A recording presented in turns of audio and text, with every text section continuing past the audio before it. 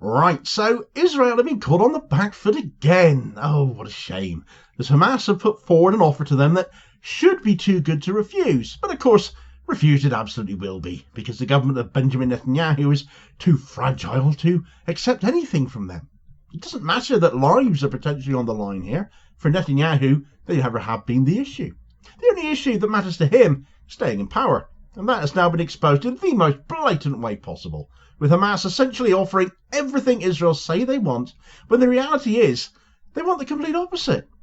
His government, his selfish desires must come first. So quite how Benjamin Netanyahu is going to wriggle out of the problem he now has will be, I think, rather entertaining to watch, because surely there really is no way he can come out of this one smelling like roses. Right, so Benjamin Netanyahu is in a fair old spot of bother here. It delights me no end to say. Oh dear, how sad. Never mind. Having to now jump through hoops to stay in power, as Hamas have caught him once again completely off guard, but only because his only concern and only real priority is keeping his own backside firmly in power and in place as Prime Minister. If he was any kind of real leader and representative of the people he purports to represent, he wouldn't have been easily outmaneuvered as he has been. He would be able to put hostages, their families, his people first. But instead his obsession with power and the depraved alliances he has made to keep himself there means he's no longer really even calling the shots. The takeover of Gaza more important than those people Hamas took, that they still hold from the night of October 7th, 2023. We are, of course, discussing the current Gaza ceasefire once more, and where it goes from here. The proposal for the next stage of the ceasefire itself, brokered as this has been by international mediators, chiefly Egypt and Qatar, with the US trying to claim credit for it as well, despite being the main enabler of Israel to do everything it has been doing. And no change of leadership in the US has changed the fact Israeli money still buys all the influence it needs to over there. But the ceasefire is, of course, divided into three phases, as we know. It is the second phase, though, that currently concerns us. Phase 1, of course, has involved a temporary halt to hostilities, the release of some Israeli hostages held by Hamas, women and the elderly, as that has been, and the delivery of humanitarian aid into Gaza, which Israel are still, of course, interfering with, especially holding up such essentials as water, shelter, and the heavy plant machinery that's needed to shift all that rubble. Phase 2 is, of course, where we're looking forward to at this point. This is where things have become more complicated, though, and where Hamas have just delivered Netanyahu a massive headache. Phase 2, on the face of it, would involve a more permanent ceasefire, the release of all remaining Israeli hostages, and the withdrawal of Israeli forces from parts of Gaza. The catch here, of course, has been that Israel, under Netanyahu's leadership, has been trying to avoid moving to Phase 2 like the clappers. Why? Because it would mean ending the war, wouldn't it? It would end the genocide without achieving their stated goals of destroying Hamas, which is anathema to many in Israel. A sure sign of Netanyahu's failures, that is, to many of them. But it is also something Netanyahu's far-right coalition partners, like Bezalel Smotrich and his religious Zionism party, simply will not accept under any terms, threatening to collapse the government of Netanyahu each and every time it comes up if he were to agree to Phase 2. No ifs or buts about it anymore. And this, of course, is where Hamas have come in. Hamas official tells AFP that the movement is ready to release all remaining Israeli captives at once in the second phase of the ceasefire in the Gaza Strip.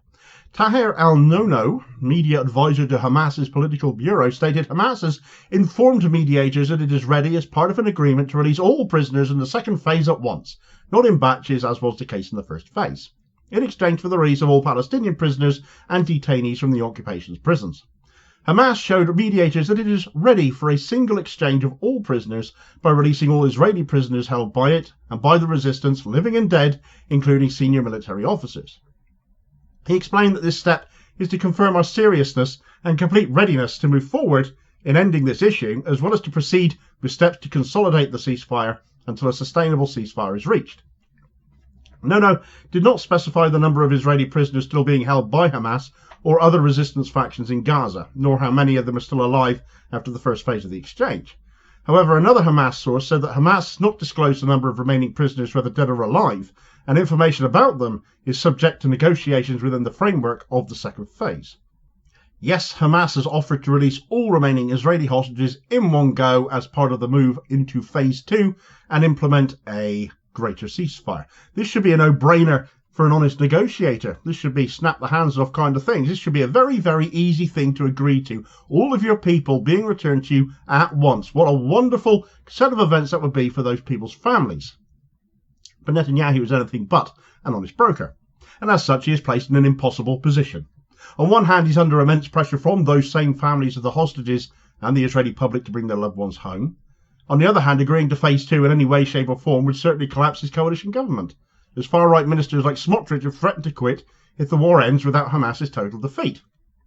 And to reinforce that, one minister that did quit over phase 1 being agreed to has already thrown his not insignificant weight around to reinforce this point.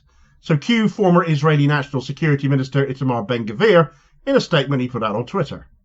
Nothing can whitewash the reckless surrender deal signed by the Israeli government, which includes the release of thousands of murderous terrorists from prison, a dramatic increase in logistical aid to Hamas, and the withdrawal of IDF forces from the vast majority of the Gaza Strip, allowing Hamas to rebuild itself.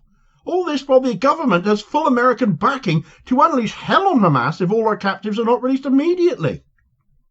I call on the Prime Minister and ministers to come to their senses and immediately return to a total war of annihilation against Hamas. Only this way can we bring back all our captives without recklessly endangering national security, and only this way can we achieve absolute victory.